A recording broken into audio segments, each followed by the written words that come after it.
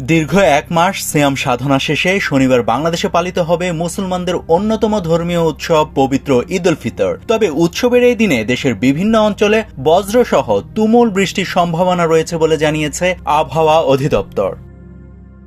শুক্রবার সকালে এই তথ্য নিশ্চিত করেন আবহাওয়াবিদ শাহনাজ সুলতানা। তিনি বলেন, ঈদের দিন সারা দেশে বৃষ্টির সম্ভাবনা রয়েছে। কোথাও হয়তো কম হবে, আবার কোথাও বেশি হবে, তবে সারা দেশে বৃষ্টি হবে। এছাড়াও এই বৃষ্টি সাধারণত 1 ঘন্টার বেশি স্থায়ী হবে না। শাহনাজ আরও বলেন, ঈদের দিন রাজধানী ঢাকা সহ রংপুর, রাজশাহী, ময়মনসিংহ, খুলনা, বরিশাল, চট্টগ্রাম ও সিলেট বিভাগের কিছু কিছু জায়গায় অস্থায়ীভাবে দমকা অথবা ঝড়ো হাওয়া ও বিদ্যুৎ চমকানো সহ বৃষ্টি অথবা বজ্রসহ বৃষ্টি হতে পারে। সেই সাথে কোথাও কোথাও বিক্ষিপ্তভাবে শিলাবৃষ্টিও হতে পারে।